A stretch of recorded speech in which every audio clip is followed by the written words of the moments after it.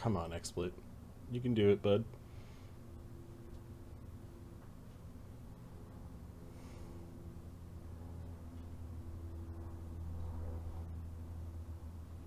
It's not my computer, it's the program.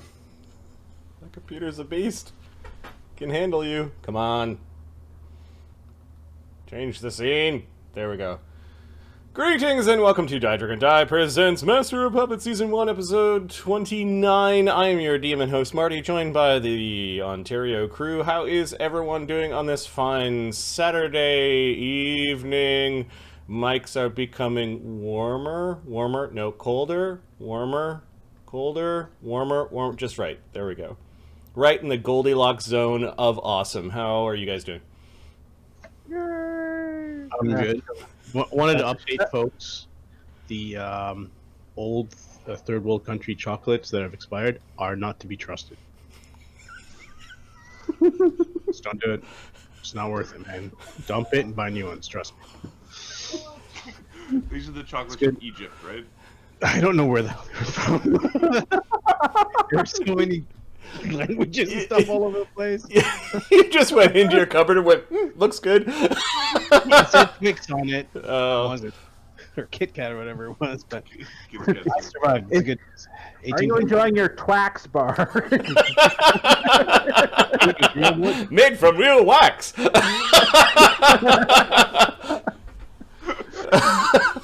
What kind of wax? What's going on here?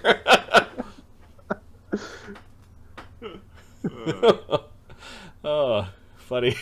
Okay, that's a good update, Ahmed. Aside from that, are you doing okay?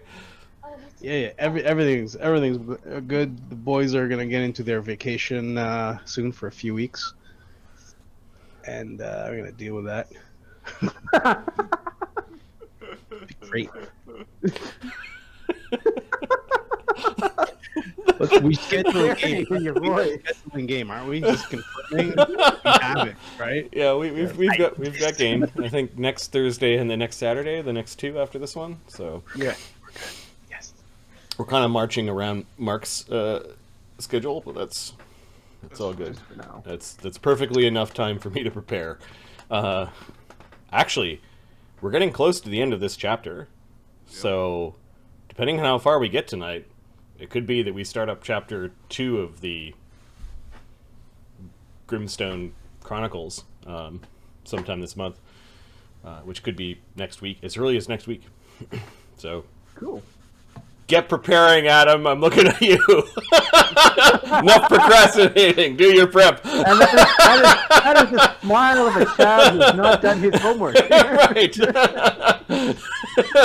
Adam, how are you doing?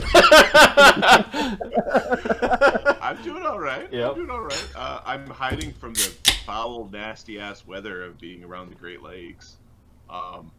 So it's been like, we had snow before, but now we just have like ice, rain, and plow winds.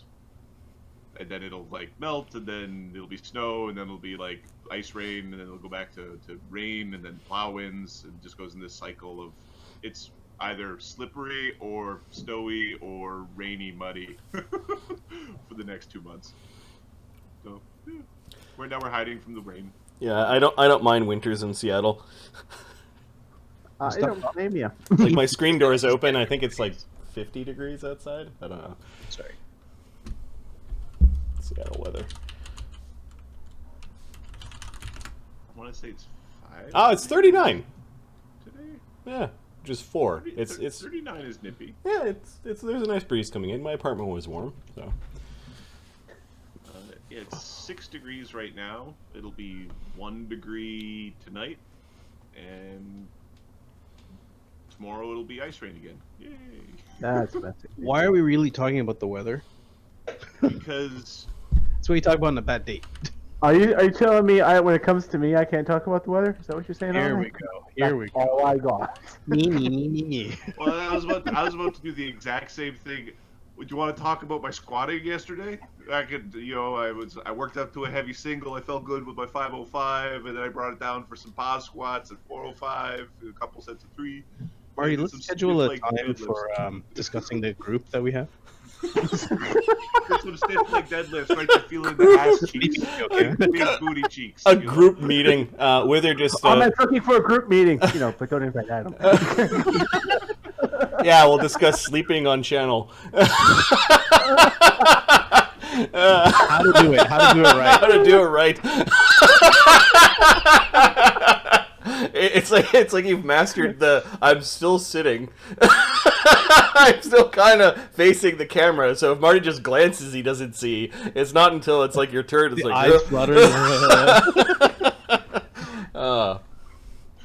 Oh, whoa! Fortune points all around. Yeah, Wither is just blasted fortune points for each of us. Thanks, Wither. Oh, man. I'm sure the characters will need all of that help. Saint Withers dropping it for Christmas. +2 Christmas spirit. Nice. Mark, what's going on with you? Well, Wither, since you asked, my lawn is covered in snow. It means you don't have to cut it anymore, though. That's good. No, I mean, I actually really enjoy that kind of buffer zone during the fall, between summer and winter, where I neither have to mow my lawn nor shovel my driveway. It's really I know. You mentioned lawn, and I nodded off there for a second. I know how you feel, buddy. Okay, wait. I would like to have a meeting about the composition of the group. Party members. I would be so salty if you guys just went off and DM'd for each other. Fuck this Marty guy. You're like, not Marty. No Marty's allowed. Yeah, right? What the fuck, guys? We're allowed one Marty. We need one. We need another Marty. We can have no Marties. Oh, that's funny. That's so hilarious. Okay. For me, Thursday. I'm finally on vacation. I am now the proud owner of the first issue of Dragon Magazine. It is carefully stooshed away in a bunch of plastic and cardboard, and I'll bring it out one day. But 1976, though. It's in really, really good condition. I'm really happy with the purchase. What else? Season 6 of It's Always Sunny. The Dayman song is still stuck in my head. Played a little bit of poker with people from work last night. I lost by 1 card, as is poker. Yep. We both had the same hand. His card was 1 higher than mine. It was like, okay, I guess that's how that ends. And lost $10 for the night. Oh, I'm going to the poorhouse. It's American dollars. Canadian Though. or American? No, it's Oh, American yeah. dollars. Yeah. Yeah, see, $10 here is a beer with a tip. Yeah. There, it's a whole meal with the beer. Yeah, there are differences in prices of alcohol between the two countries. What else? Did some prep for game. Got up today, did some prep, had something to eat, took a nap, got up, let's play. I had Chinese food earlier. Okay. We got a question from Discord from Wither in the DM advice section. Let me just paste the question. So Wither's asking about, do I like to do cliffhangers? Do you like the end arcs with closure or cliffhangers? When during a session do you think the character development should be had most often? So I'm going to divide that question into 2, talking about cliffhangers. Do I like cliffhangers? Well, I think I actually kind of use them all the time. Like at the end of the game, there's something that isn't resolved, and therefore they show up again, they being the players, to see what the resolution is, right? Like, I would recommend taking that question and splitting it into a short-term cliffhanger and a long-term cliffhanger. Yeah.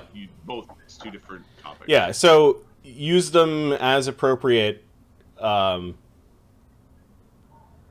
Sometimes when you know the resolution is going to take much more time than you have left in your game, that's a good indication that you should bring it up to the point of like they're starting to resolve it, or you're like introducing the conflict and then figure out what happens next. during the next game. Do I like end arcs with closure or cliffhangers? So, like, end of a chapter. There should be a feeling of, like, if you want to keep on playing that adventure with that storyline, or at least with those same characters and something potentially new, there's got to be at least some dangling threads that haven't had resolution, and the players, and it could just be as easy as the players still have goals for their characters that haven't been resolved. If you're continuing a storyline and it's just kind of like there's a natural break, you could use a cliffhanger. I would use a cliffhanger if you knew that you were resuming the story and didn't need any time to pass. How I'm going to end chapter 1 of this game will likely involve a bit of downtime before the build-up of the next plot thread. So a cliffhanger in this respect won't kind of work with what we're trying to do to line up the two timelines. So just be aware of, like, do you want to give your players time to do downtime, which is part of D&D, you know, taking your ill-earned goods or hard-earned goods, converting them into something that is useful for your character, or letting them, you know, do the research in a thing, or learn a new spell, or, you know, craft a thing. That doesn't fit in nicely when you have cliffhangers. You could have big plot points that only get furthered along but haven't reached the resolution yet. Yeah, we defeated the lieutenant of the big bad guy, but there's still the big bad guy out there, and he's going to obviously react, and you could, you know, hint at what that reaction might be without actually like resolving it. So yes and no. Just be cognizant that there are trade-offs when you do a cliffhanger. And then there was a question about character development. When should it happen? I kind of want to go to the definition in stories about what is character development. So the first part is, and these questions I saw like 5 minutes before, you know, game, so the answers might be a little bit raw. I did a quick internet search just for the formal definition of what is character development. It's depth, personality, or clear motivations of a character. Or a character undergoes change over the course of the story as a result of their actions and experiences. So you're asking, when should this happen? So at some level in role-playing games, for the PCs, it's always going on. If they have a personality and they're going after stuff, like they have a motivation, and they have some, you know, just some depth to them, then you're sort of seeing at least the basics of character development. Whether or not you want to force change upon the players as a DM,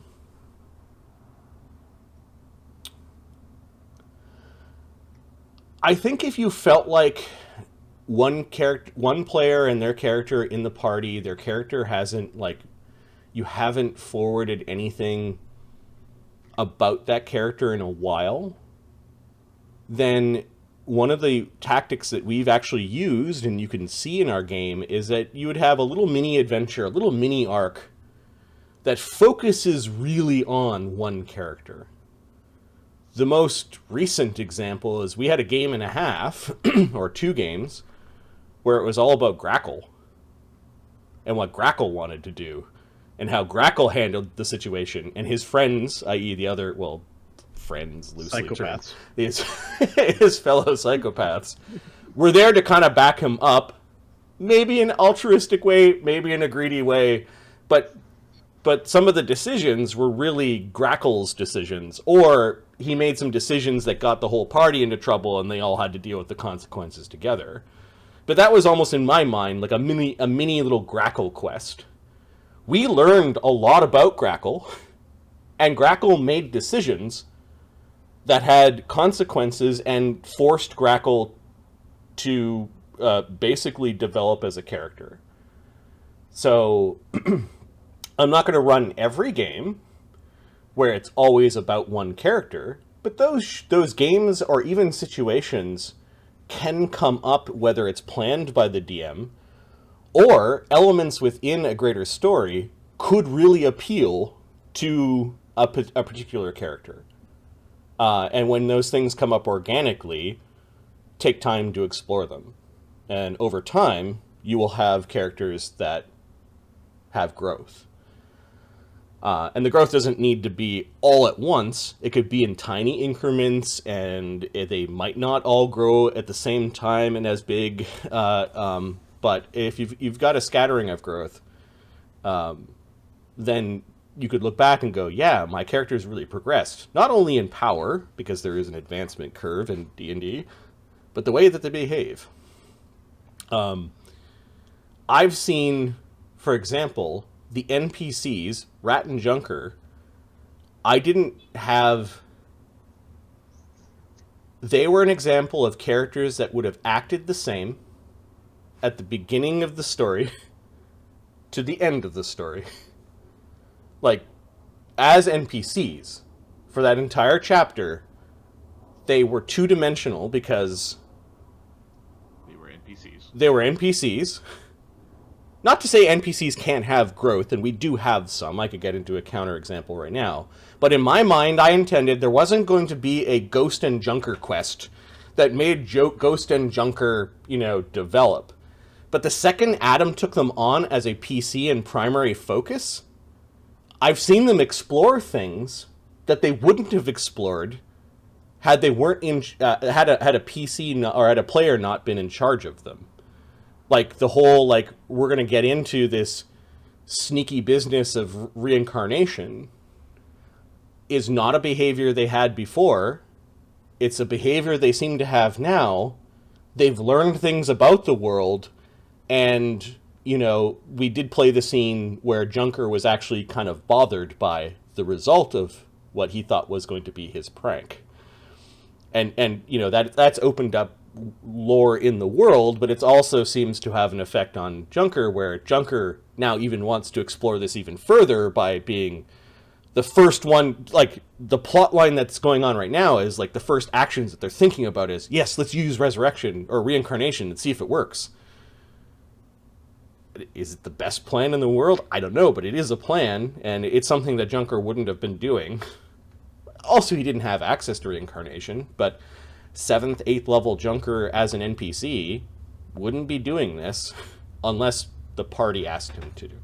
So, and then the whole betting on things, and Junker a few times has broken his rule about not speaking in Nezumi, and those are little tiny examples of the characters growing, and you learn more about them. They have hobbies now. Yeah, exactly. They're not terribly deep characters because Adam hasn't been at it for very long, and they weren't set up to be very deep characters. But you could see the tiny bit of growth there. Barnabus is much different from beginning Barnabus to now. We've learned more about him. He has interests that he didn't know he had. Since he started this adventure. Yeah. Anyways, I think that one of the clear takeaways is the two definitions. When you're talking about character development, you have to understand what you're talking about. Are you talking about developing the character's personality in the story, aka just expanding on what is the character, or is it character development in terms of changes in the character's personality? So you've demonstrated the personality, and now you're demonstrating that it has changed. Like Dee Dee's personality, she's kind of a DM NPC. Of course, I get to play her when someone else was DMing because we're doing the rotating DM. She's a much different character now. And this then is where she I was would at make the difference. first level. Oh, sorry. She's not an NPC. She's a PC. Yeah. Right. Rat and Junker were we're always in the NPC category of they weren't Marty's characters. They were NPCs that were useful in getting. You didn't have any proper thieves, so you found characters who were thieves, and they were NPC thieves. Right? Different than DD, different than Chaga, different than Los. Although Los would be kind of in that line, like Los has been 1 or 2 dimensional up until the point where I got to play him as a PC, and he started actually having more of a personality.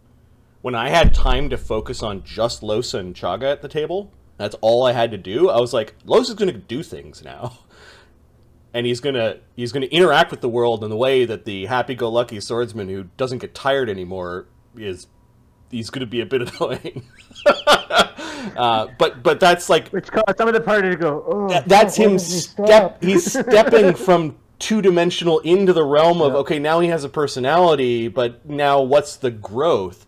And I remember Foxfire asking, "Is Los going to go searching for his body yet?" And that might be part of the growth of the character. Right now, he's just trying to get used to being a ghost in his current form. You're still doing step 1. We're still doing step 1 with him. Like explore what is the personality, and then does the circumstances within the game or within the story result in a change in that personality? Yep. And when I'm DMing and I have Los, he kind of regresses back into the 2-dimensional. There's just a lot of shit going on. There's a lot of shit going on. I gotta divide my attention so many times. That and the fact that he's stuck in he's in the urn so much, it's kind of hampers your ability to do that. And Los as a character, just in general, it's like a druid. The NPC druid isn't turning into the elemental and scouting out the dungeon for the party when you're the DM, because you don't create problems for you to solve them. Well, then you know what? I made a game for the people. Then your NPC druid is out of my party. I know what you can do. Get in there. It's an interesting discussion, but I think there's enough examples from even just this campaign that you can draw upon and think about. Yeah, good questions. Whether keep them coming. Let's get to a recap of what happened last game. I think we do need to take Los to to go get his urn pimped out. You can go get like a TV or so you can earn while you earn. Yeah. Earn while you earn. Well, I think step 1, put a metal casing around it so it doesn't break. Like adamantine line or something. Yep. All right. Which is something that they could do during downtime. You guys might have enough money. Last game was called Dirty Birdman. Yeah. The party saves Seven's brother to Cyril from doppelgangers and go into hiding as doppelgangers have overrun Bridgetown and Fortresstop City. In search for Seven and to Cyril's parents' elf stones, and the Ring of Planar Calling, the party goes to the Temple of the Seldarine. The party attacks the doppelgangers that have replaced the duo before retreating into the night. So you had destroyed the doppelganger of who was somehow a caster. Again. You destroyed the doppelganger that was masquerading as Tsarra Wynn, as well as Glaran of the Wode, her husband, parents to the 2 half-elves that you've befriended. One more than the other, I guess. Seven and her derpy brother. Seven and tag along. And Seven already had the ring on her finger, only gave it to Barnabus after we dealt with her parents. Yes. And you're like, oh. But did she really know about the ring? She did. We did talk about the ring. Yeah. She did. Barnabas asked, does she still Barnabas described the ring. Yeah. Yeah, and I remember her just sitting there. I may should have asked for a sense motive at that time, but I. You know what? It's fine. It's fine. Liam point, you didn't have to. Story point for cheeky bugger. Yep. Yeah, Yeah. I'm okay with his sense motives to the point where it could hamper story. If it's good for story, let him not get it. It was being disguised by Spark. Spark was hiding it effectively. Yeah. Well, Spark, we're very soon. I plan on sending you back to his Autoland, and Barnabus has now the 3 pieces of the ring, which are quite powerful. Their powers, however, are tied mostly to the Malefont Tower of Summoning. You guys are resting inside of a rope trick atop one of these strange trees, which is a smaller version of Fortresstop itself, and something that it is called Sister Tree. In a rock area, rock ROC being the very large birds that apparently the elves still train. Yes. So, just a quick point. It's just a short story. When Ahmed was describing the situation, he got Vrock with a V and Rock confused. So he was telling me that He's saying Vrock tree. We're sleeping in a rock nest. you told him we were raising frogs. And it's like, It's cute. what the fuck? So, I was like, you mean rock? I mean rock. Sorry. like, Apparently, Seven's father, Glaran of the Wode, a ranger, helped the village, the city, train these massive birds.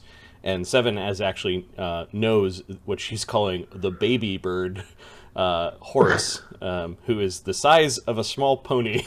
big bird, baby. Yep, it's a big bird.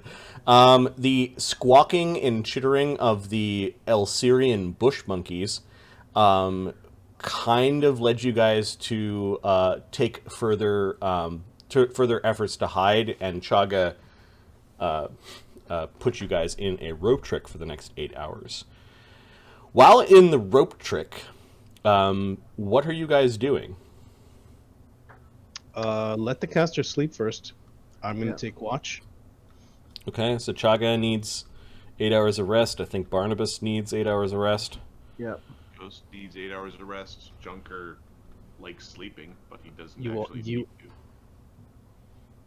7 needs 8 hours of rest. If you want her first level spells back, I guess she does need some rest. Yep. Right, so it's Mort and Junker. More Junker, Grakkel doesn't have any spells, and then Tsarra. It's like right. So it's me, Mort and Junker. This place is weird. It like I can't tell the ceiling from the ground. Spell It's not in the trick. What's that? Not in the trick. We're 2 creatures over, 8. at least. Polly doesn't count because she's part of me. All the familiars count as their master for such spells. What about Los? Most as long as it doesn't come out of the jar. Los is in the jar, and Chaga mentions, I can't talk to Los in here. Okay, perfect.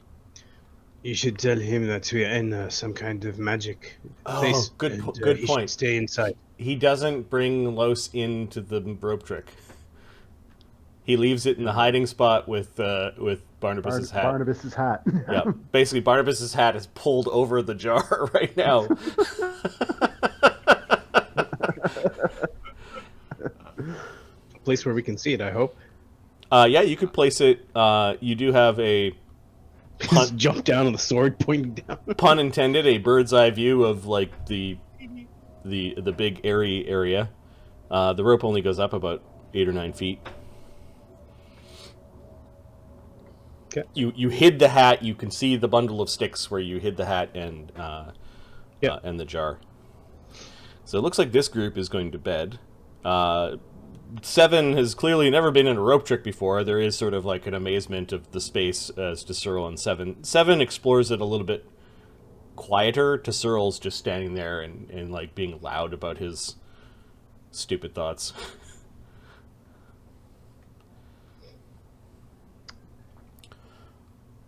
So can they hear us out there? We can hear you in here, and by we, those of us who are trying to sleep. Oh, okay. Try to keep your voice down. It's a They bit. will need the rest. It's a bit bright in here. Yes, I know. And Chaga's got like the little sleeping mask. Little sleeping mask. It's awesome. Curls up in his big fuzzy cloak. Junkers. Like sleeping next to a polar bear. Yes, I'm quite. I do run a bit warm. Junker speaking in Nezumi to Searle. So do you know how to use a weapon? But I suspect there's no one. Yeah. He speaks Nezumi? No. He's like, what? Yeah, we can't help you. Only Barnabus speaks the same. Barnabus and Ghost speak that language. It's safe to assume he asked if he could bite your dick off. No. Get away from me. Does the kid have a weapon? The kid had a knife that is in his belt. Does he still have a knife in his belt? Yeah, he still has his knife. Does he have any kind of armor on, or is he just in like Nope. street clothes? Street clothes. Do we have anything on us that we can throw on him? Yeah, we do. Let's do that. Nothing masterwork, obviously. Just trash that we throw away. You know, parents made us practice with bows and stuff. I kind of prefer a short bow. It doesn't, it's not as much effort to pull back. Oh, you like things that require less effort? That's fucking shocking. Shut up! Yeah, if you got a crossbow, I wouldn't. Oh, I've got a fucking crossbow, yappy. Chuck is like half-ass trying to calm down, Barnabus. He just pushes the crossbow away. Shh, I'm trying to listen and be attentive outside. Quiet. Yeah, Grakkel, you notice that you don't hear anything outside. Does it work both ways? If I cannot hear outside, they cannot hear inside. Spellcraft, because Mark doesn't remember. Oh, yes. The noise we make in here won't transfer over the boundary.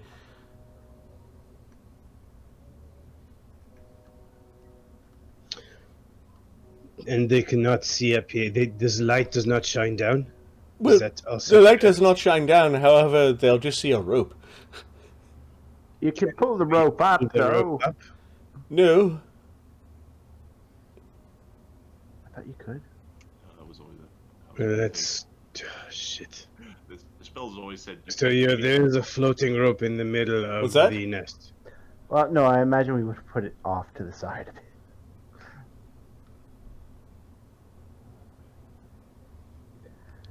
Well, if they see a floating fucking rope, they're free to investigate. Fucking My cast. guess is they'll fucking leave it. If anything living climbs up here,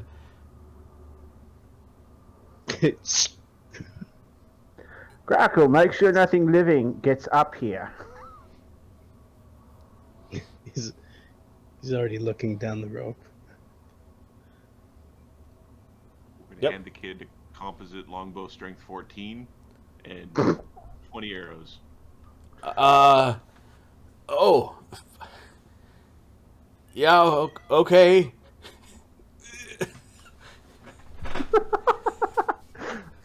What's the matter? Too much fucking effort?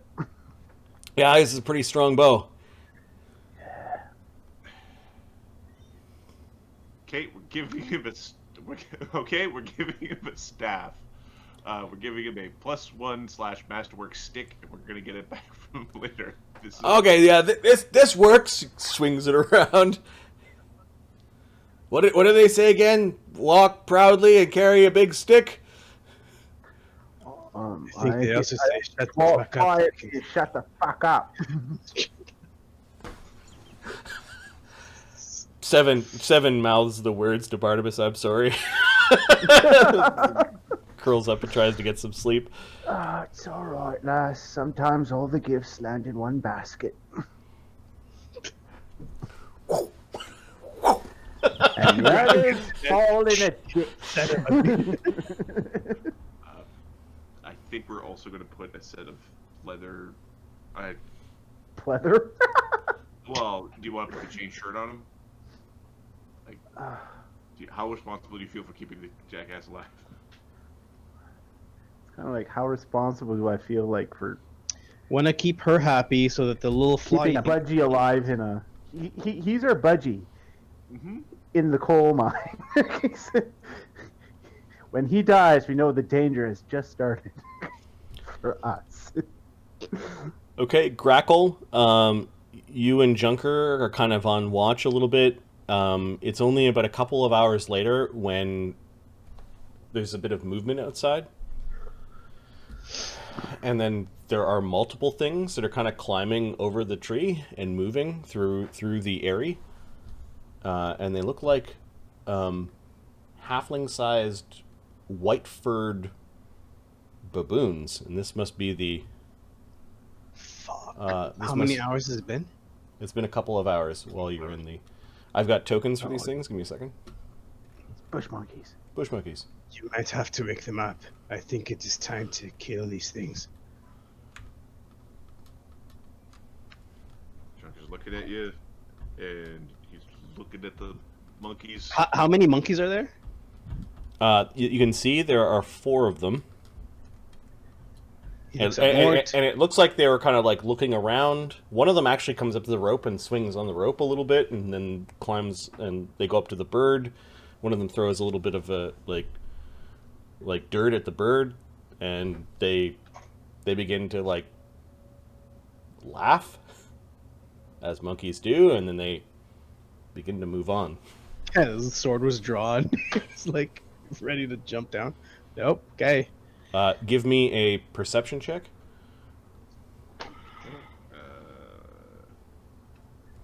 Okay. Purse.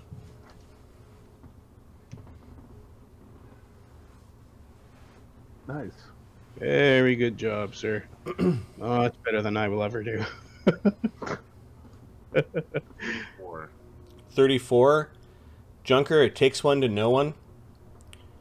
The lead monkey wasn't throwing poop and checking and everything. It was just sitting there and sort of looking around. And then when it sort of made a motion to leave, the other monkeys followed. The lead monkey was something that was polymorphed. The lead monkey appeared to notice the other monkey, like the rope. Monkeys climbed on the rope, so. Nope. The rope you had right up against one of the faux nests, and it just looked like it was a thing. Okay. Awesome. Ooh, +2. Bam.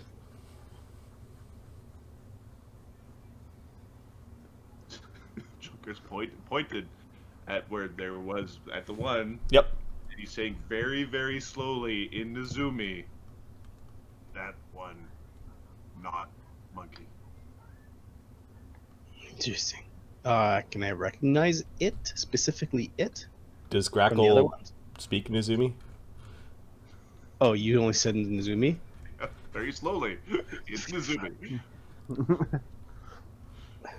I The do picture not of the understand you. goes on.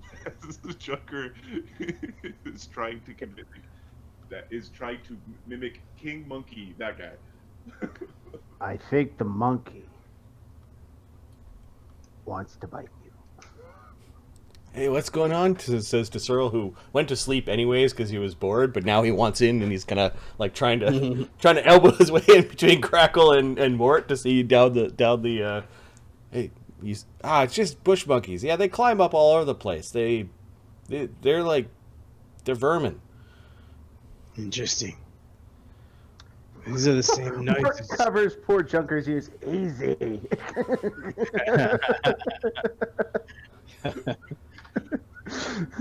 Then pulls away as soon as he realizes he's about to be bitten. These are the same noises that the doppelgangers were making. Yeah. Some of the druids. See, the druids, they don't like killing the monkeys because apparently monkeys are special. Whatever. He goes back to his little sleeping area.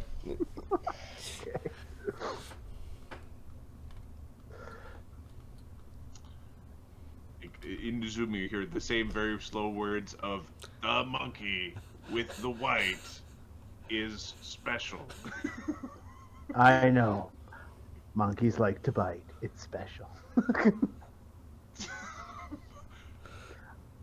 I think I got it now. I think the attempt for Nizumi lessons failing is Many druid live in a tree forest city with elves? Many. that worship druids. That worship druids? Many. More than we have firepower for. Well, Where's the worst place to fight a city of druids? Where they live. Here. attentive for the return of and like for looking out for polymorphed animals. And Voltron tree would show up. Okay. Night turns to day. Dawn spills over Fortresstop. It is a cool day with a bit of mist rising from the rapids below. It's like you're on the cusp of winter, I think. You're in like late fall. Chaga does wake up. If we're going to prepare our spells, we probably want to do that in the other rope trick. This one is going to end soon. Yeah, all right. Need to. Prepare, but wait outside.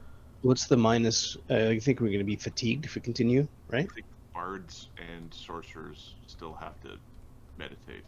Yep. You need a But for the folks that stayed awake, we're going to be fatigued for the day.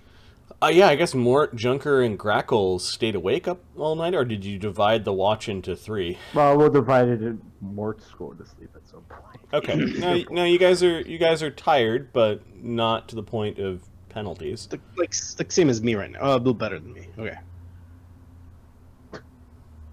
It's not gonna. He's not fall asleep. You're already far into your day, Ahmed. So correct. You haven't fell asleep at the wheel yet. Better than me. That's a good baby. All right, so you guys carefully pick your way out. Is there any chatter between Junker and Ghost about monkeys? Ghost is going to announce to everyone. So there was a monkey. He's looking at Mort specifically. The monkey with the brown beard and the white fur was their leader. I'm pretty sure that's what I said. It is exactly what he had said. It wasn't a monkey. Wasn't a monkey. Going back and forth. Yeah. They're arguing over like you didn't tell them like seriously, and then they have to learn. And it sort of goes back and forth. Are the monkeys still out there now? No, they had left many hours ago. They come around Fortresstop because, well, it's a city, and the city does produce garbage. And the locals don't hunt them because, well, they're monkeys. Monkey can be quite tasty if you prepare it proper. 7 gives you this disgusted look. Even Tsarra finds that gross. Why? It was in a book. It might, Caramelized onions, that's the secret. I'm not sure I want to cook monkey, but I'll try it once. Wait till you have not eaten for multiple days. If it's already made, you might as well take a little. Right, I'll cook you some monkey when we get home. You're not stepping foot in my kitchen. Oh, come on, you... It's not your kitchen. It is my kitchen, you know it. Fine, I am claiming the library. It is my dojo, not library. You don't even fucking live there. Okay, All right, everyone out. Otherwise, we're going to fall out of this space, and I don't feel like hurting myself. Chuck is gathering up his things quickly. Okay, Grakkel's sliding down the rope. Okay. Barnabus goes down the rope slowly but carefully. Yeah. Early morning. Sunlight kind of cascading at an angle across the city. Fortresstop is an amazing looking place at all times of the day. You have a really good vantage point from this really high eyrie, kind of looking into the streets of Fortresstop and the buildings that seem to be dug into the bark of the base of Fortresstop. Okay. You wonder how many of its citizens have been converted into the cult of doppelgangerdom. Where are they all coming from? Are doppelgangers native to this world? Give me a knowledge local volcanica. Chunker's giving you a very lewd motion. A knowledge geography is actually people and cultures as well, so... Okay, 20... Hang on, I gotta check. It's knowledge geography is one of his minimums. So that means if he takes 10, he gets a 34. For them to be here in these numbers, they must be breeding here. Where they cosmically came from, there's too much like movement of peoples through the song gates to really know. It's an interesting question. You just don't know the answer to like where did they originate from. The thought of a doppelganger world is actually quite troubling. This is... So, what is the solution to the city? Other than burning it to the ground? Yeah, you guys sneak out of the rope trick at Chaga's insistence. He immediately casts another one using a different rope. And then you climb up into that one, and then a few moments later you do see the rope from the first one kind of fall down into the ground. Chaga did check on Los, told him, we'll be an hour or two, and you guys climb back up. Well, the solution, as far as I'm concerned, is for us to return to Foundry. I could make a report to the Arcane University. They could push that report up to those who would deal with this sort of thing, and there would be a downright fucking inquisition here within a month. I think that would be prudent. Sorry, I missed both of what you said. I said, I think that would be prudent. Ghost said, what happens between now and a month from now? If they are breeding, then they have been here for in much Nizumi, he says, I don't fucking live here. What about the ones that have seen her face? Let them come. Yeah, that's not an option, actually. I have bled in the temple. Actually, how much did I recover? Anyone play doctor? Nope. Yeah, you were healed up. The spark healed us. Oh, did? Alright, sweet. Yeah, 1 damage on your token goes away that night. No, I had 18 damage. 18 damage from the guy's blade. No, you were healed up after that. Alright, cool. So the ones that have seen her face. Are you going to let us in on this little planning of yours? Chug it. We're discussing the best course of actions to deal with the city's current predicament. Oh, don't mind me. I've got nothing to contribute to this, only fly spells. I'm just your conveyance. That's not true. You make a fine tiramisu as well. It's aside from the point. I'll just switch over to common, that's fine. Barnabus doesn't want to say, his plan is to abandon the city in front of Seven and Cyril. Might I suggest, says Chaga quietly for a moment while Cyril and Seven were chatting about something. It is still a confined space, but he whispers, "Did we have a look at the things that we found?" I think it's Cool. brilliant. I couldn't join the volume. Okay. I've divvied the group into just some stuff you stole off of some of the lesser elves that you robbed, and then Tsarra and Glaran's gear. Rob the non. There were the commander with his bow. If anybody and asks, we got a little too enthusiastic with our adventuring. you took his +1 composite longbow, 2 rings of protection, and 7 fiery arrows from his quiver.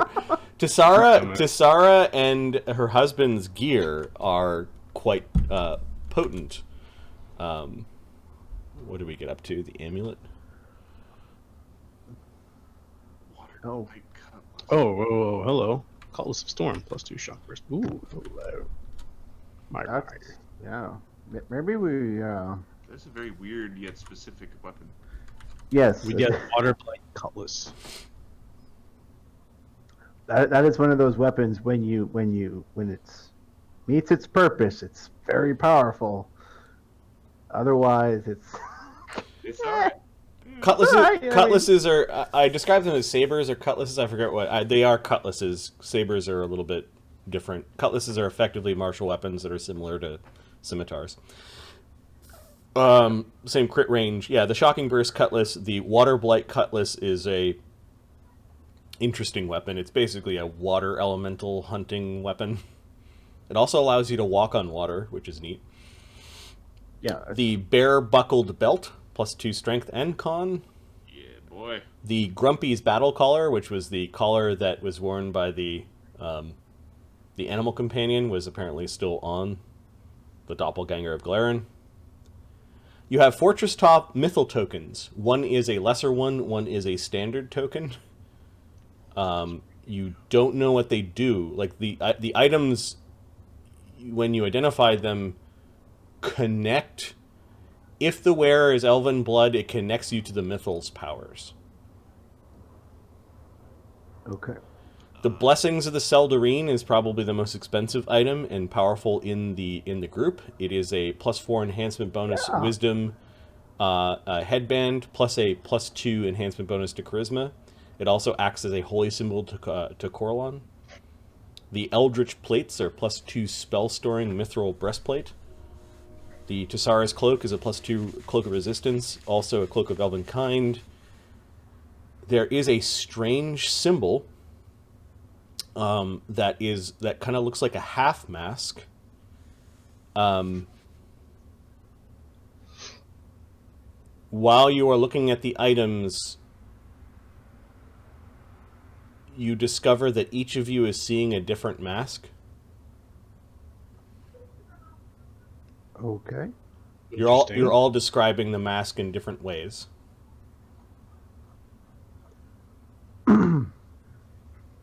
What does Barnabus see? I guess. Barnabus sees it as an innocuous, kind of like a theater mask. Okay. And say Junker. What does he see? Trying to figure out what the effect is. Junker sees it as like a bandito kind of Zorro mask. Grakkel? Grakkel sees it as a benign version of like a demon mask. Like What a samurai would wear into combat. No, yeah, like something like a samurai's henchman might wear. Like it could be. This is Yeah. very interesting.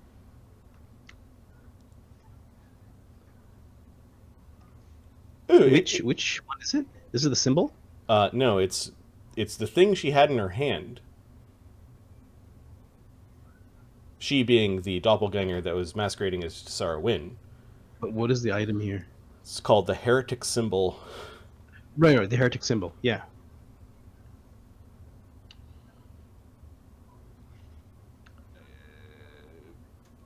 What is this thing? Mort just sees it as like a knight's visor, like a rusty knight's visor, and Chaga is saying it's like a no, it's like a masquerade ball mask with a kind of like a beak on it. Yeah, I'll see different things. This is strange. My guess is whatever this is, because an identifier is clearly not enough to quite solve this riddle. It's likely that thing that made. You remember when she was speaking the words of the Seldarine? Hang on, I'm having a thought. I'll take my plus 20.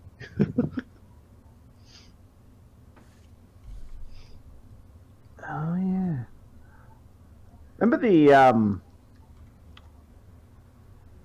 the book we found at Bargles? Everybody looked at it, looked like a different book. Yes. Yeah, same sort of thing. It's doppelganger magic to pass as whatever. In this case, as a priestess of the Seldarine, my guess is not quite perfect, which is why every time she said a god's name, it sounded like she stuttered.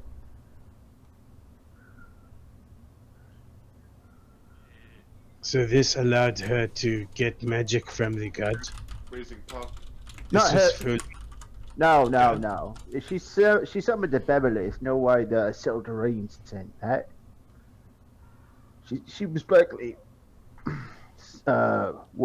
calling out to her own god, but this item disguised it as Coralon or Alon. The Junker puts his hand down and nods.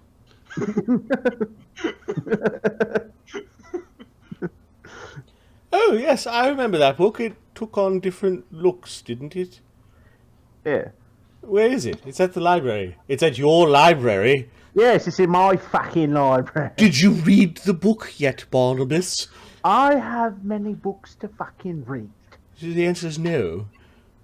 I would put that on your next to read list. Top. Oh, really? What's at the top of yours? Oh, it's blank, is it? I trained so that you survive. Smart mouth. Why? Why are they playing with the clown's mask? What clown's mask? Barnabus just smirks in the air. Of course it's a clown's mask. Yeah. What better magic to blend in than when someone looks at it, they see what they want to see, or they expect to see. Go ahead. What happens if somebody puts it on? He's looking at the kid. Yeah, Barnabas is looking at him too. Okay, there are two items that you guys weren't looking at because Seven kind of grabbed them in the morning, and she has in her hands the two elven soul stones that have the souls of her parents in it, and they're glowing kind of this greenish blue in her hands as she's looking at them. She might. Aren't we going to resurrect them and bring them back? Well, it's a reincarnate. Hopefully the elven stones will bring them at least close to it. Yeah, go ahead. We also need a piece. We brought a piece, right? We have the corpse. Yeah, you guys collected the bodies. Oh, we have the whole bodies? Yeah. Oh, we really need There are one. two wrapped. Is this enough? There are two Yeah, wrapped. but this keeps anyone else from turning into them too, so. She goes and actually prayed over the elf stones, and she puts one on top of the wrapping of her mother and one on top of the wrapping of her father. How do you know which She one's? didn't mix them up, right? Because that would be very weird relationship for them later. Junker is going to make them hold hands, and that way they're close enough when he casts a spell. Even if they mixed them up, then it'll be fine. No, they're right. I was able to sense them. Good for you. That's wonderful that you have such a nice relationship with your mum and dad.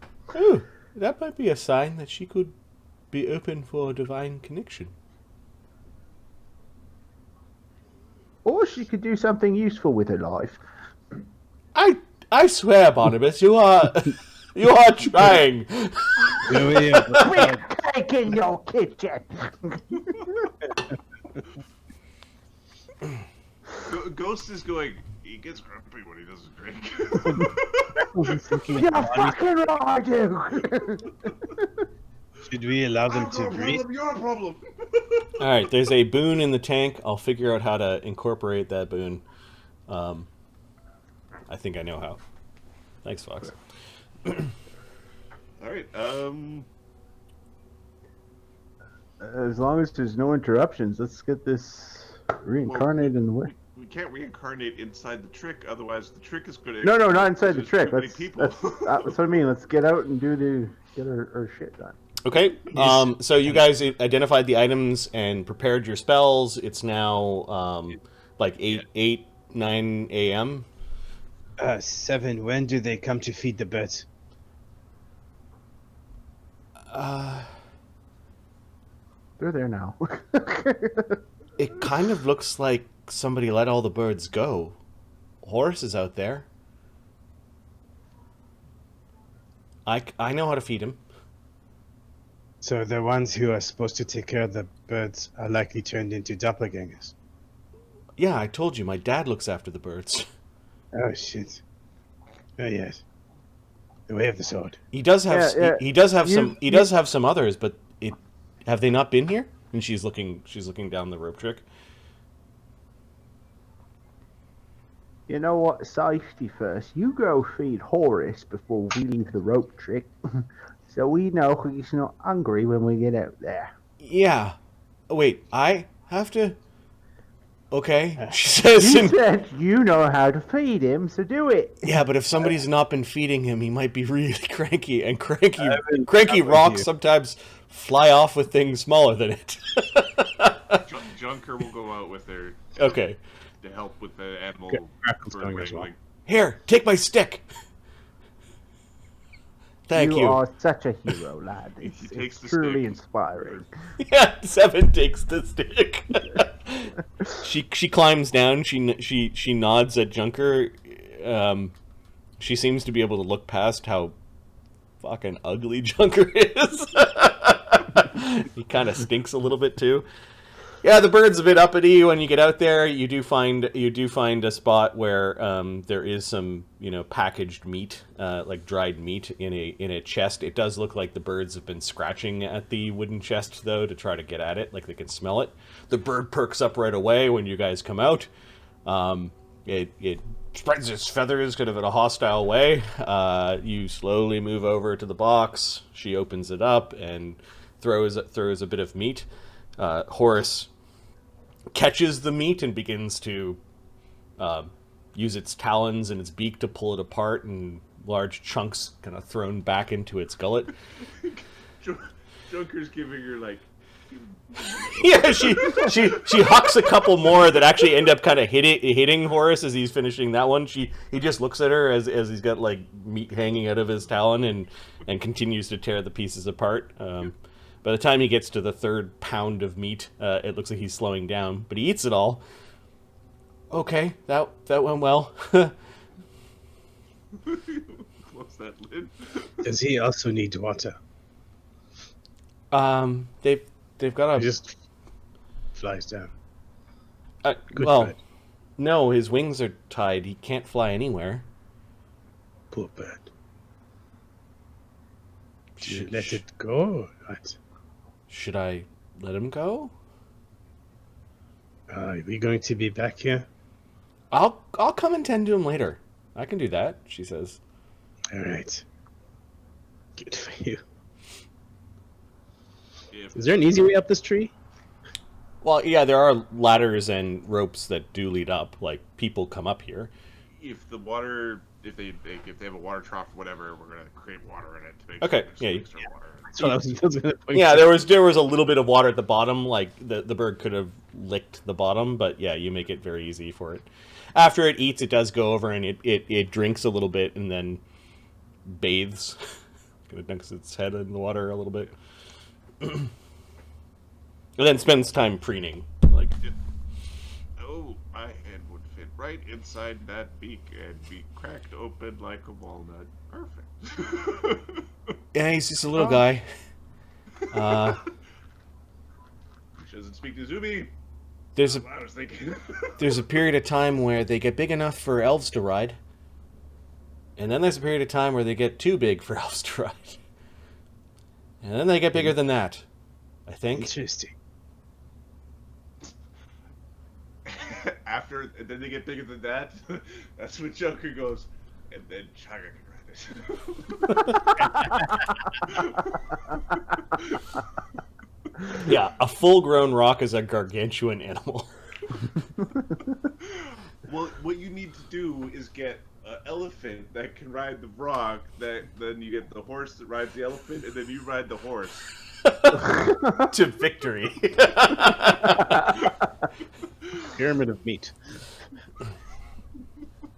So what are we going to do now? The best druid god ever, just on top of the horse.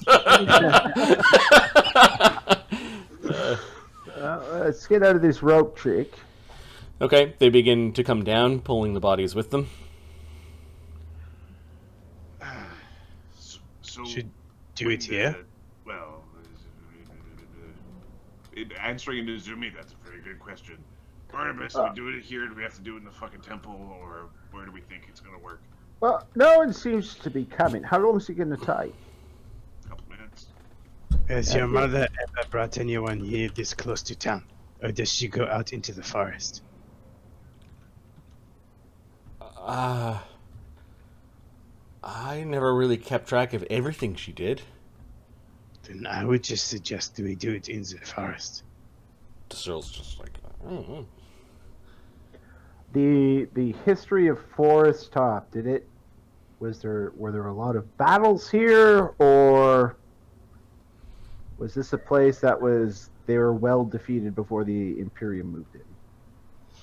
Yeah, give me a knowledge history.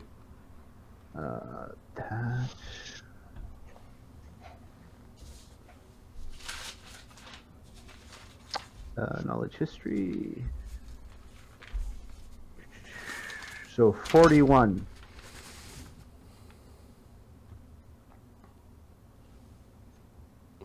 Yes and no. The historian that you would want to confer with, his name is Carver, and his woodcuts are on display in the museum. All right. Apparently, Okay. apparently the elf, Carver is no longer living, but he lived through the settler wars as well as the preceding conflicts. This place has seen battle, but it obviously has not seen All-out war. Total destructive siege. No. This place had an elven queen, in fact, many of them, and no longer has one. So, was there violence here? Sure. Did the Imperium see this place as such a threat that they leveled it? Obviously not. No, they captured it. The key battles during the Settler War were not at Fortresstop, although there may have been skirmishes here. Yes. And besides that, they've got their elf stones.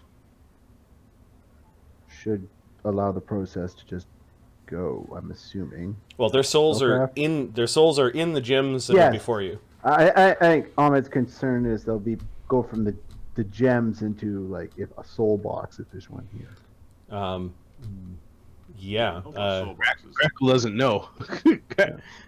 As far as Barnabus is concerned, it's they got their stones, it should be fine.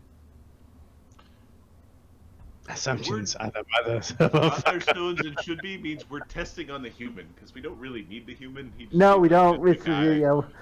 with Dad. Way to go. It's gonna want the shit back too, so that's another obstacle. Well, no, that we'll discuss fees for services rendered. Do we have any wisdom characters who actually use an ability score for something aside from Junker? Junker. Chaga Chaga uses it for his eases to So cleric. Chaga wants a wisdom charisma item. Chaga is a... He's got a 18 wisdom. He currently does not have a wisdom item. You got a charisma item, right? What's his charisma item? And his headband is a +2 charisma circlet of persuasion. He would go for a +4 wisdom, +2 charisma item, I would assume. Yeah, And just throw the persuasion. and in then later on put persuasion into... there. Or just keep it and put +4 wisdom later. Oh, +4 charisma is what you're saying. Yeah. Yeah. Okay. It belongs to Tsarra. We'll bring her back. Chaga quietly confers with Barnabus, like, I don't think she'll like me taking her holy symbol. Oh, I think she'll just be grateful that she's not dead. Joker's gonna go. She'll need it to fight. Kazumi, she'll need it to fight. Anybody want a con item? So they're gonna. So Junker's gonna start casting, doing the ritual. We're still in the top of a tree. Okay. Like we're on the or wherever at the base of the tree. Yep. Wherever we were, below the rope tricks. We're gonna cast it on Dad. It takes 10 minutes.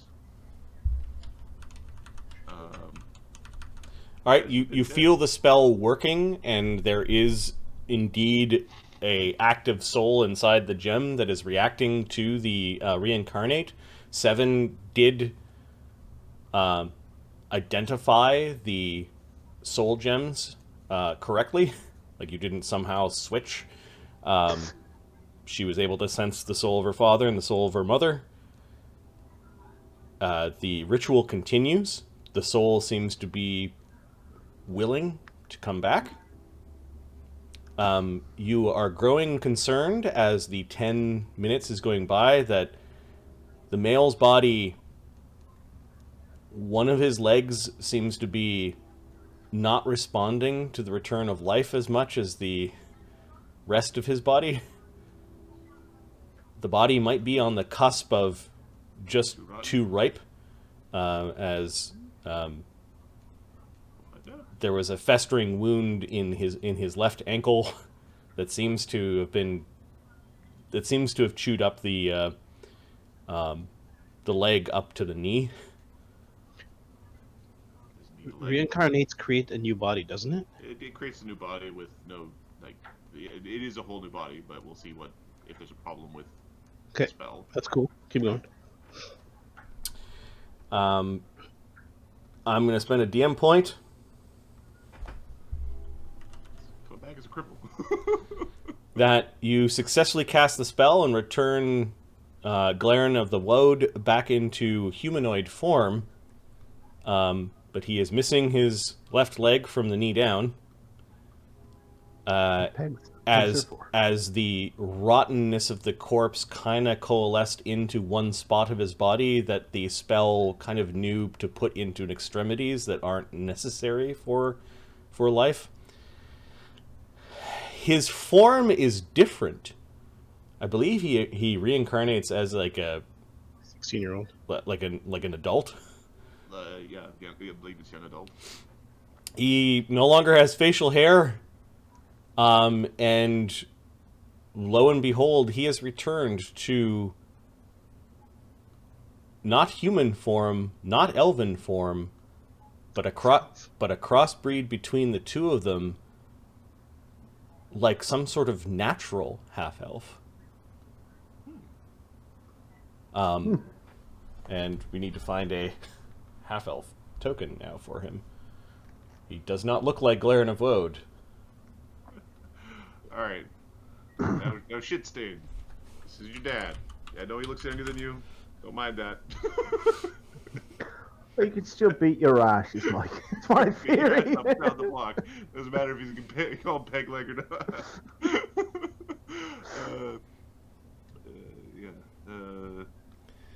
There we go. There's Glaran of Wode.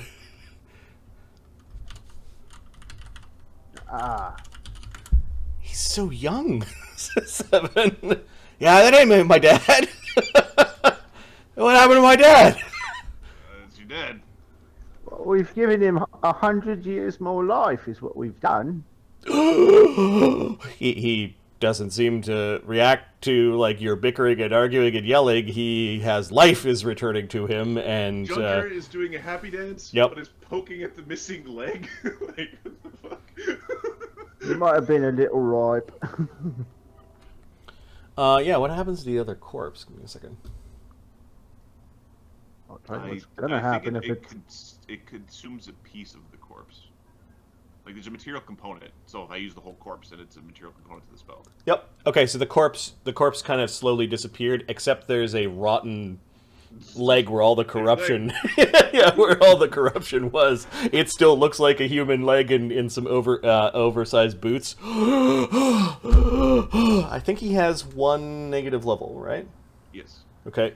You are now in hell. 2. 2 negative levels. You are going to be punished and tortured. I'm just kidding. It's over here. We are alive. You are alive. Hello, sorry about your leg.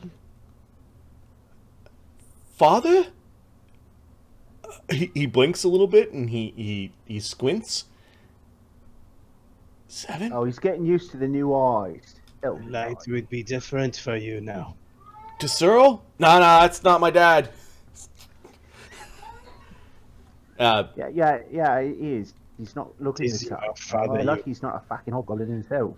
7 seems to be much more adaptable than her brother. She accepts that this is her father and immediately throws her arms around his throws her arms around him. There is a weak hug that is returned. Tears are had. Tesuro looks more like on the border of like disgusted by what his father's turned into. The rats have exchanged a couple of coins and are actually doing like a happy dance. They're doing like a little jig between the two of them. Yep. They can do it. It works. This is a thing that can happen. The light of the elf stone went dark, but the stone is still there on the wrapping of the empty wrappings. Aside from the rotten leg has just been picked up by Horace. Oh, there we go.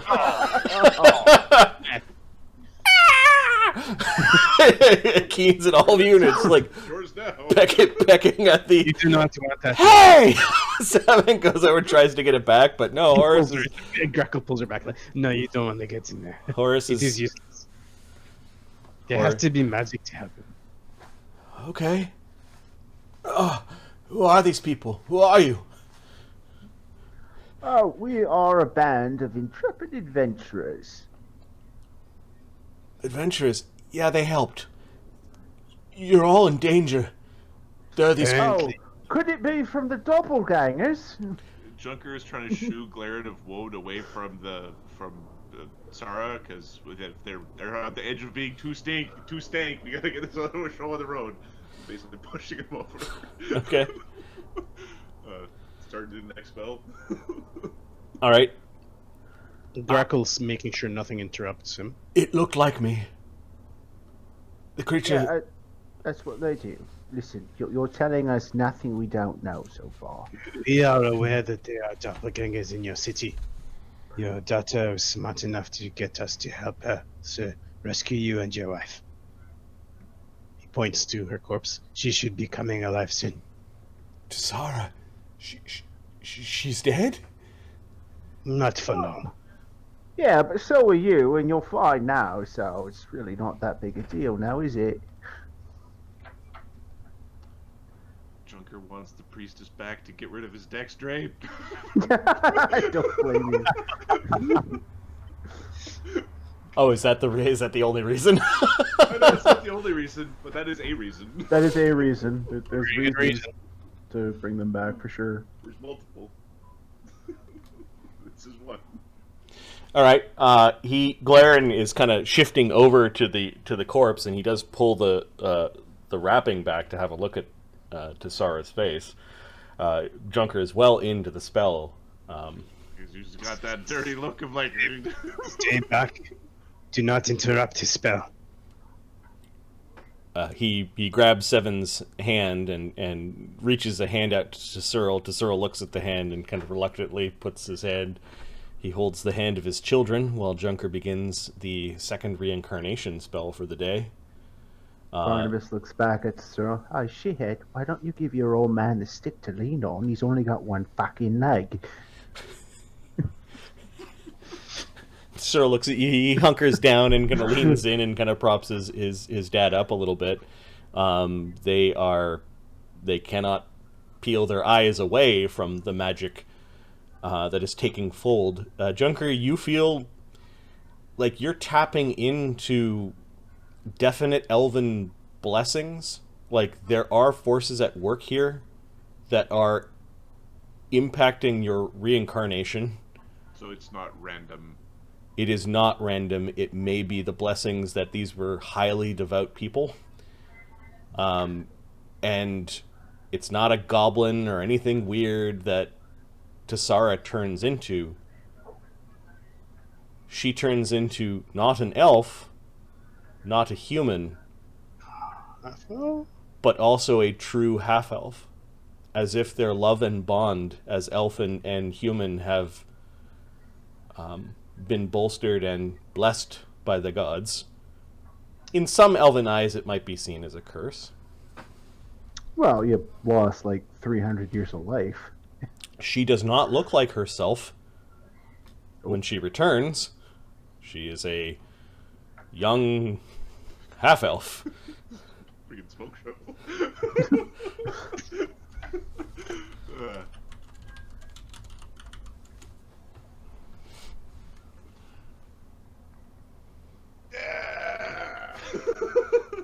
She opens her... half user. Come with me. She opens her eyes. Tsarra? Mom? Mom? And there's a happy reunion full of tears and hugging, and Glaran asks the party for some clothing or like gear. Like, they take the clothing and kind of make sure that she's covered. Yeah. We give them a moment, during which time Barnabus leans into Chaga. At which point do we tell him we were sent by a lich to kill them? I think you have the ring, so we could skip that part. Just pointing out the irony. Junker, before you give him the weapons. Barnabas laughs out loud because I'm Mother, these are friends. They're from Foundry. They helped us. There are doppelgangers everywhere. I know. Yeah, what is it with your group and doppelgangers? I'm quite curious. Wait, You piss them off or what? my group, she says. Oh, your old adventuring band. When we came upon Malefont's tower, doppelgangers. Went looking for Bargle, doppelgangers. Come finding you, doppelgangers. They're fucking everywhere. It's like She looks pissed off, but it doesn't look like it's any surprise. Doppelgangers. They have this concept called a template. yeah, well, we're familiar with it. We became familiar with it at Bargle's lair. You would do no such thing to help doppelgangers, as I... Glaran. They think I'm a template. Well, your double did summon a Bebelith. Her eye, she knows what that is, and she looks very cross. It was destroyed. Well, it wasn't technically destroyed. It was just sent back to its own place after Mort squished her. What do you mean, template? Doppelgangers are normally creatures that take only your form skin deep. A template, like Bargle, also steals your powers and your memories, your abilities as well. Be they abilities of blood or abilities of the mind.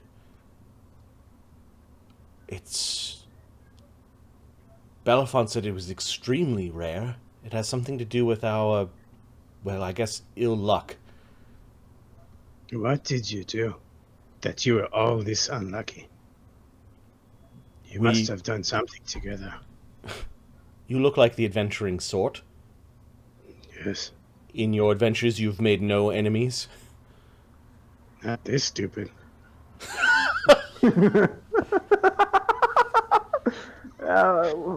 Most of ours stayed dead. We encountered doppelgangers. We killed them, or at least we thought we killed them all. We went on with our lives. Boggle wasn't always a doppelganger. He was actually Belefont's Apprentice, yeah. apprentice. But when he was consumed by doppelgangers, he became, well, a problem. I see. We've worked hard to try to stay far away from that wizard.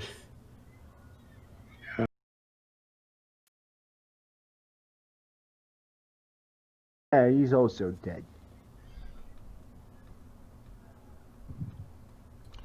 Joker gives you a funny look, and then he goes, "Oh yeah."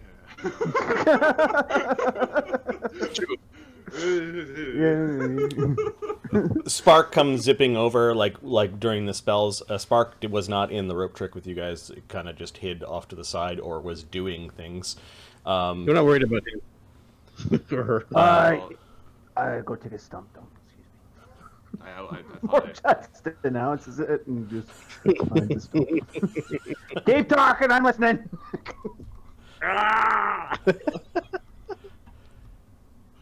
which means you sit on the stump and then shit off That- the edge of the. And sit off the edge of it, yep. I believe there's a Boggle, or one who has Boggle's powers, that is wandering around here. Oh, there was a few of them. More than a few. But there was a Boggle amongst them. No, we killed a few boggles, is what I'm saying. No, I I'm think saying she's the saying ones that like, killed yeah. me. For fuck's sakes. The ghost is going. I gotta fucking kill the ones that are gonna come try to kill us. Listen, your city is just infested with doppelgangers. Fucking infested. There's hundreds of them. She seems a little bit surprised by that, but is now thinking. These people may not have known how bad it was. Yeah. Like everywhere. Shantytown, Hightown. I do not know how to help your people. Gang Perhaps- leaders, man whores, guards, all the things.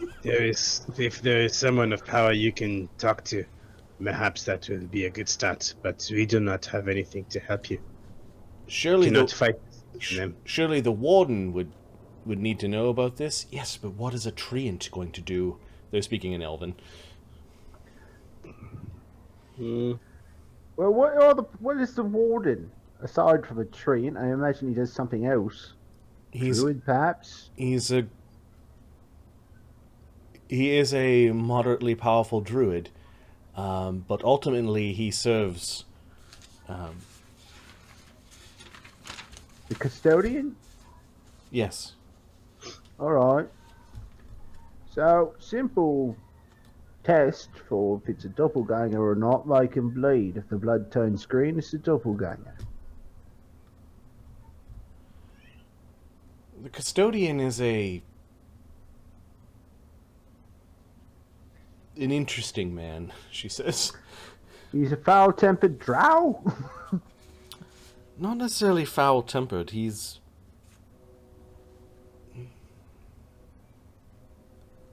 a bit of a control freak. Well, I doubt very much he'll like having doppelgangers in his town. I doubt very much he'll like having foreigners tell him he's got a problem. That's why we're going to let you do it. Barnabus smiles. You see, my position in the eyes of the Imperium is very ceremonial. It's the bare minimum in their eyes to keep a kindling of faith alive, not because they care about the elven faith, but they treat it as if it is part of their collection. Yeah, The rat has its I know that. Yeah. Seven's like, they do that. Tsarra looks at Junker. He'll speak into Zumi, and then he'll to her, and then he'll repeat it to Barnabus. You've got a new face, new body now. Do you still have a title? She's still the priestess. It's a matter of debate. Technically speaking, she is who she is, and that will pop up as true through any lie detecting magic. However, this would be the perfect opportunity, given that you were, as far as everyone else is concerned, publicly smashed and battered by the likes of us. An opportunity for someone to usurp your position. But we do have her ring and her body. Yeah, everyone saw us take that, so. We don't have her. Ain't got no fucking body. Wait, you took the ring? Oh, yeah. The lich sent us to get the ring, so. Malefont's a lich. Well, he likes. What's he like to call himself again? Oh, yeah. Malefont the Dread Moth. Yeah, we were hoping you could help us with him. We would like your help to destroy him. I warned him that path... Yeah, and you have no idea how badly he fucked it up. He's been stuck to a wall for the better part of a year now. What about the Conjurer? Oh, Conjurer's, he's dead. No doppelgangers there, though, as far as I could tell. She doesn't seem to be happy or sad about the Conjurer. She just could have absorbed that information. Well, I certainly won't be fighting unless we find a way for me to fly. Says Glaran. We can fix... Well, we have spells, but, there are prosthetics available that might. I can fix your leg if Corlon will still accept me. Why wouldn't he?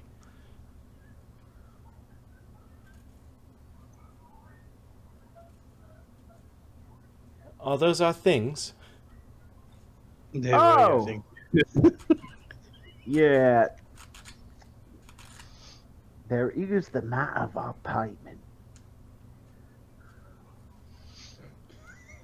Go on. There's a bit of an icy cold.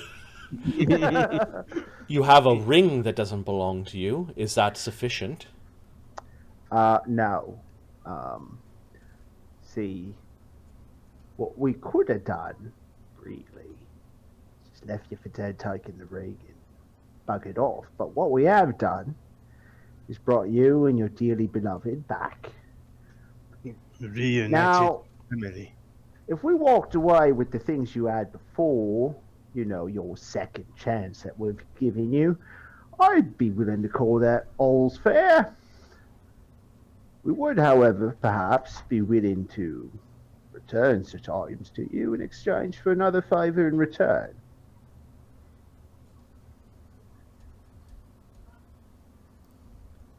I'd like to know what you intend to use the ring for.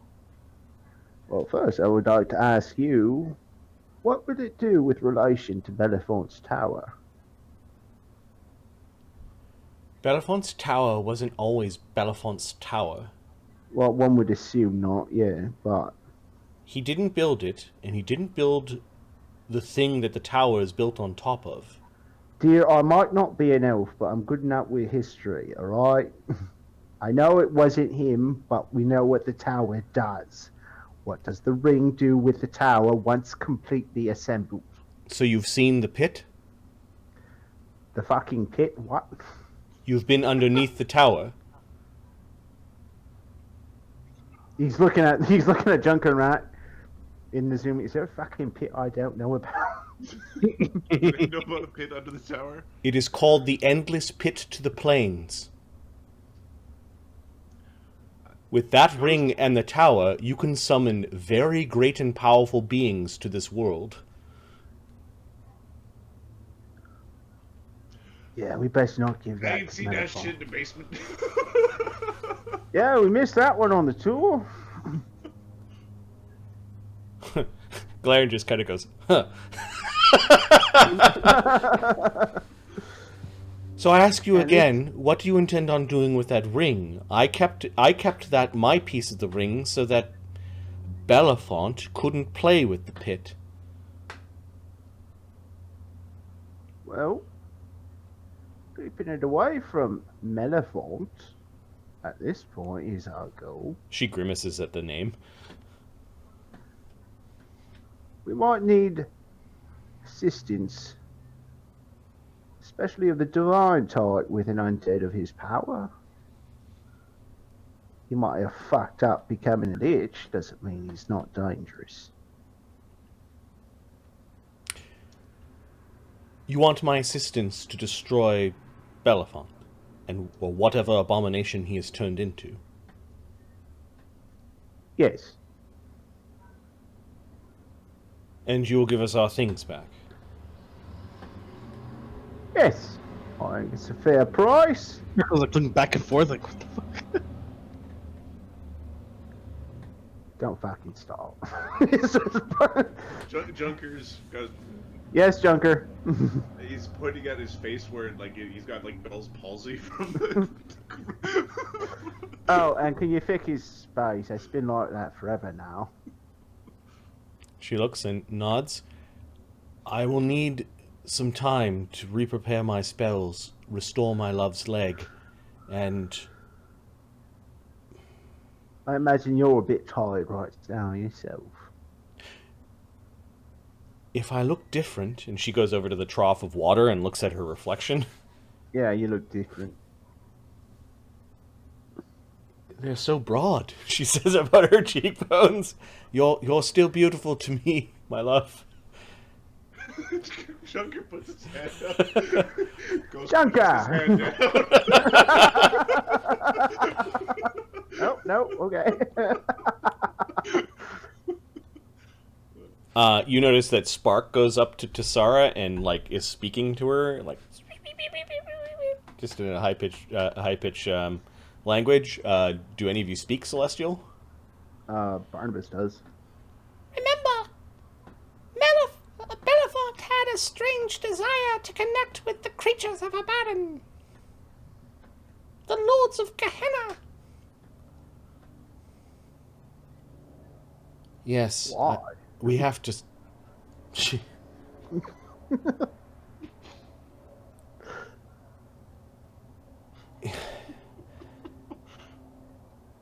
As a wizard, he became obsessed with conjuring things not only for brief periods of time, but actually truly calling beings to this world.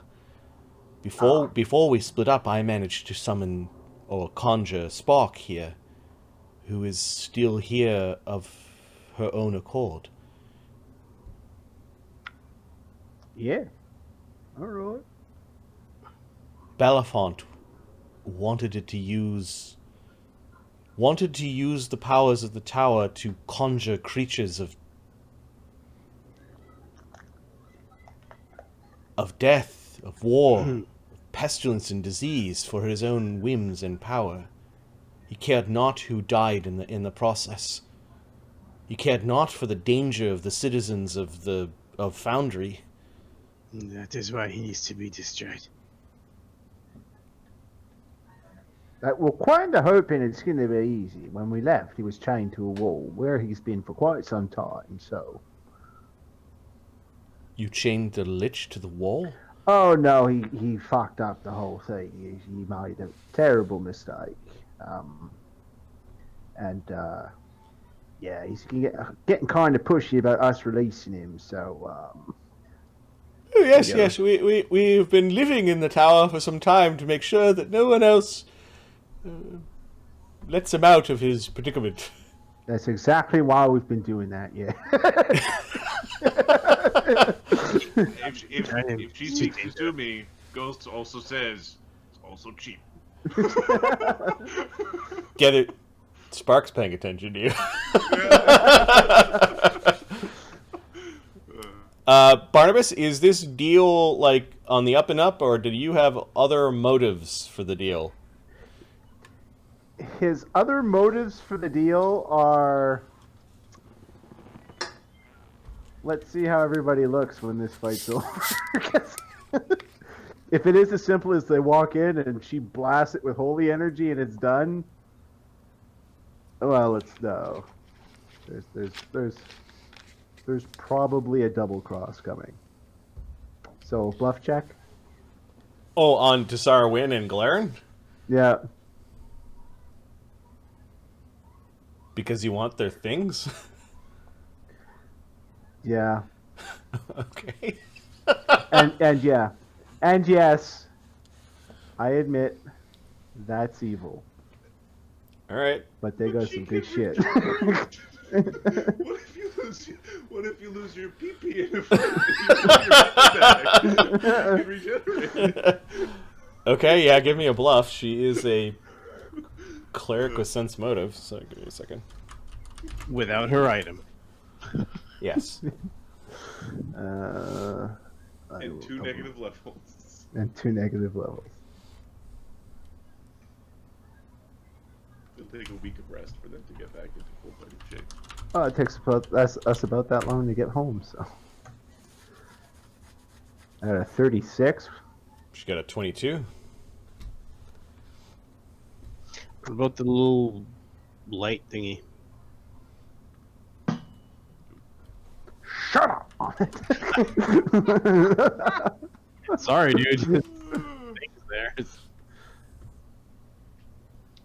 funny thing, when the counter bluff is, of course. Of course, yes. My characters don't know that there's something going on. They can't make those numbers. No. Grakkel's like, alright, I guess. Between both characters, I've got a total of +5. And one Mark is open to the possibility maybe they're endearing enough that he decides not to, but... Okay, she seems to be considering your offer. I will need He is serious about the, you don't come with us, we walk away with your stuff. Yep. That is not a bluff. We will need our things to fight Agreed. Malefont. I also need to make sure that my children are safe. This city, if what you say is true, is not a safe place for us anymore. Indeed, Besides, it's not. they will not recognize myself in Glaran, which means that I am no longer High Priestess of Fortresstop.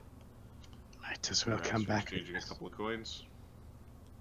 There are some things in the temple, however, if you have not taken them, and she looks at her kids and then looks at you, like she's asking both groups the question, that can aid us in this fight.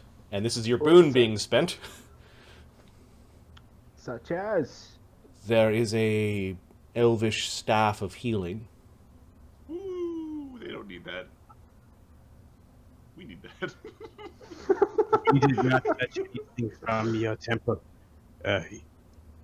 We wanted to rescue you. Also, some of your people that were injured, not killed, in the sewers. Hopefully we can get to them before they wake up.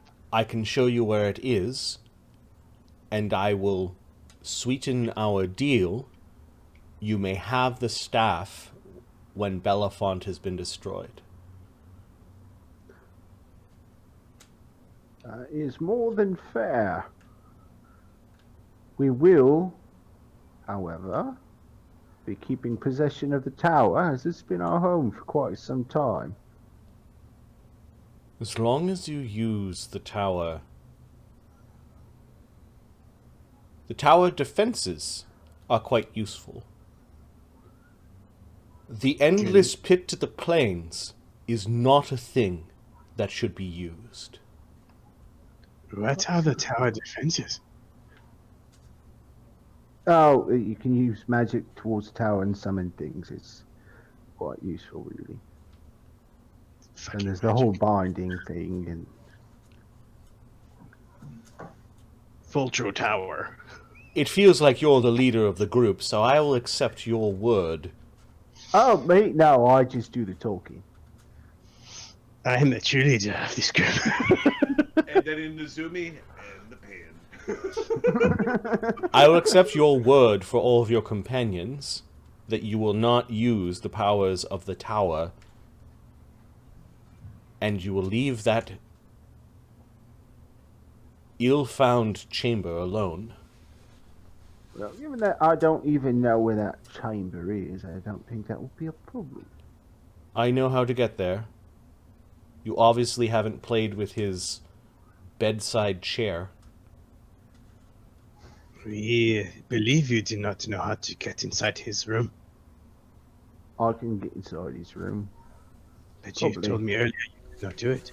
Yeah, that's why, because I don't want you, you're a terrible fucking liar, that's why. I do not lie. It is dishonorable to lie. That's exactly my fucking point. Okay, she's listening If to you. that thing found out we was in his room, he'd go fucking ballistic. You know he can use some powers. My guess is that's where he hides his phylactery as well. You don't... Like I said, we need your help with this.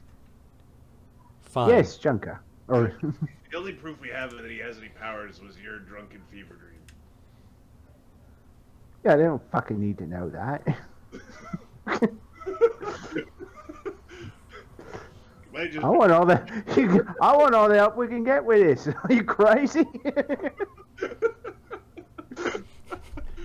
Glaran has wormed himself over to the bird and is fighting with the bird over his boot.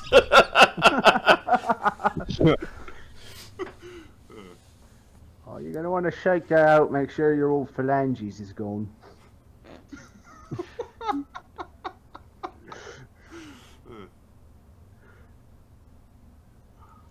Mort comes back. You're all gonna want to find another stomp. We do have a problem though. What? Oh, Grant. Oh. He'll take you to the side. Remember the little child that is with us? He looks at the priestess and the glowy white. This might be a problem.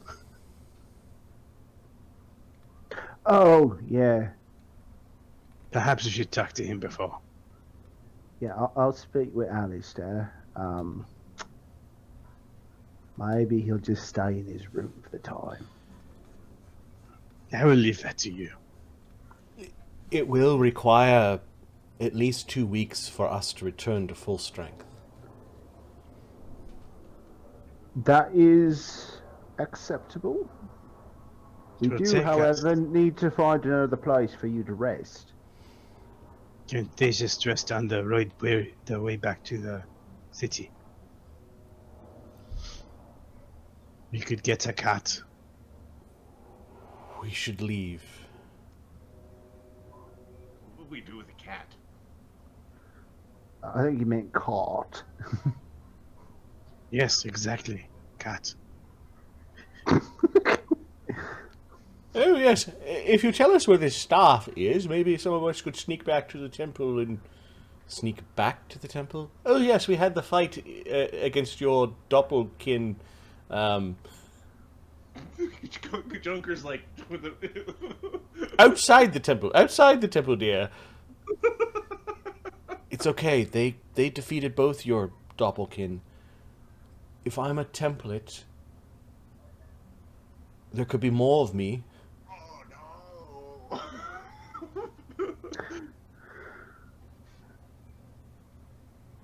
Well, it'd be more of you that, I'm sorry, but it is not our problem. We will sneak in and get it and leave. Conan style. Okay, she's fine with... She tells you, kind of behind the altar, there's 3 gems that you push in. She tells you the order in which the gems are to be pushed in, that it will open up a compartment, and the staff, as well as a bundle of scrolls, will be found inside. are there perhaps any allies within the city you want to warn about the imminent danger? There are parishioners. Yeah, well, I'm going to leave that up to you if you want to write some letters. Perhaps went to the warden.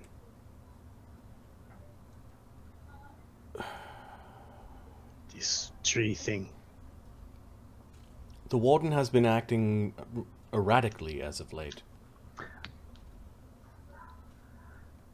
Oh, man. Can the warden beat? Yeah, I think the point being that Morden might be one too, though.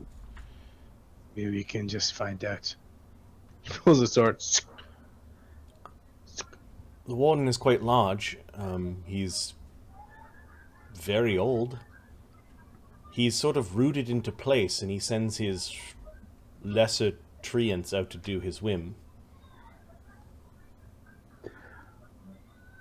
Well, like I said, I'm going to leave it to you to decide what to do. The wardens are more like brutes that back up the Silver Knight druids. They keep order in that they stop any fighting from happening.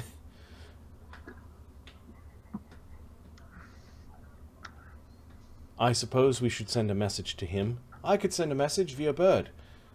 Yes, Glaran. Let us craft a message to send him. At least he'll be warned. As for the custodian,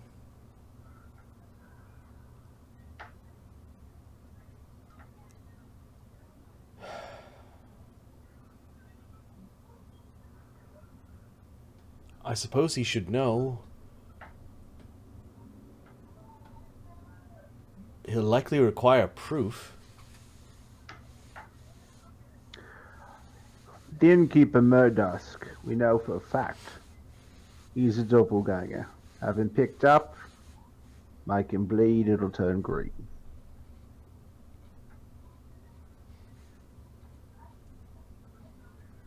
See, I told you it was a good idea to leave one of them alive.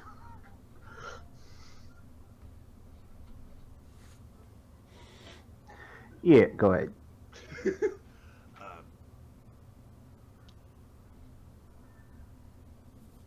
If she uses, is she still her for like for sending and stuff like that? I think she is. Spellcraft? It's an interesting... That's an interesting point, yeah. It's still her soul, it's not her body. It gets a new... It is a new being, to some respect. Because sending, you immediately recognize somebody you're familiar with. Yep. So that might be a way to prove that you're you, if you wanted to prove that you're you. That's a good point.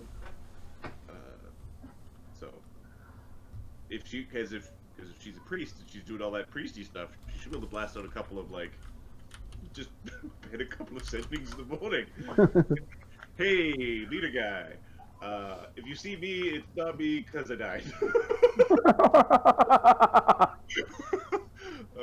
Well, so you bring up sending. A sending wouldn't work if it was simply a doppelganger and the actual person was dead. No, but if you send a sending to your custodian, he'll know it's you. As long as he knows you, assuming you've met. Of course. Yes. This will require a safe space for me to pray. Well, doesn't look like anyone's shown up for work today. Use your things. Okay. They begin to put their things back on. She gives you a nod, like wise choice. Barnabus is giving her a nod like you're welcome. You're welcome that you're still alive. The uneasy alliance is formed. So you wanted to go get that stick? Well, I was thinking maybe the 3 sneak thieves might go get it. Oh, well, Junker could go there. He could just turn into a little wisp of air and go and... Yeah, Junker's a druid, Mom. Is he? He waves. Yeah. She gives you a look like she's not impressed. You did bring her back, Garbage so... and everything. He pulls out Rat and gives like Rat a nice pet. Yep. He brought you back, you know. Yep, she places her diadem back upon her head, and she goes and prays for a while. Barnabas turns back to the group as they kind of leave the family. Oh, here, one thank you. Here, a fucking thank you, not fucking one. Glaran joins his wife in prayer, and they pray to the elven gods. The dude who came back without a leg thanked us. Seven joins them. Tsarra joins them, but is just kind of chatting and not really paying attention and just going through the motions. On the bright side, if this sending doesn't work, we'll know the custodian's been taken.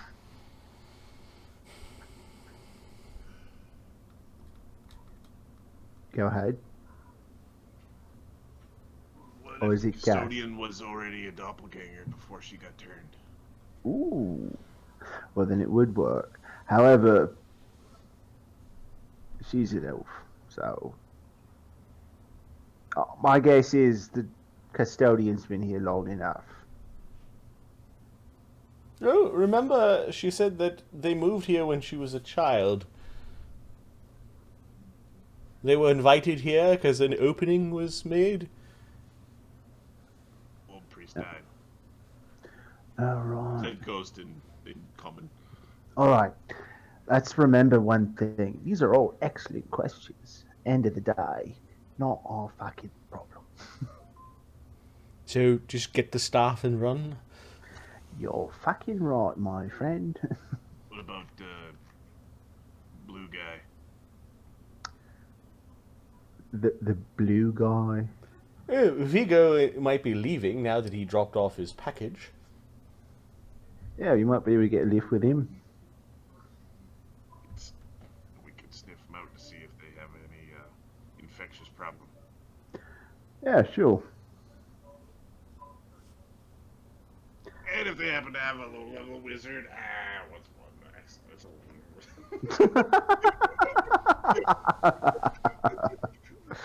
I can cast a fly spell. Oh, you did now.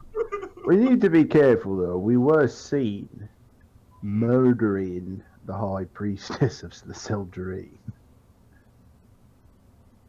and her second-class citizen husband.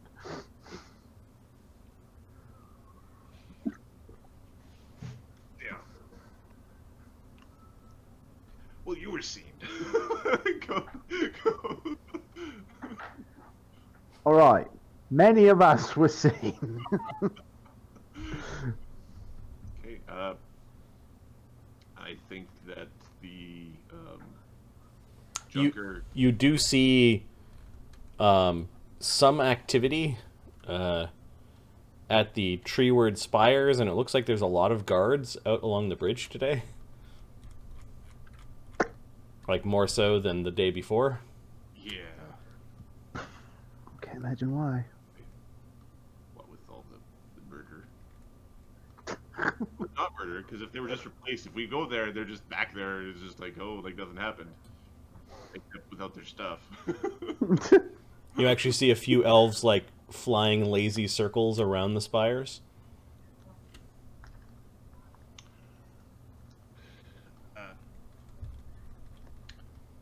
Ghost is. Yeah, go ahead. Is she busy?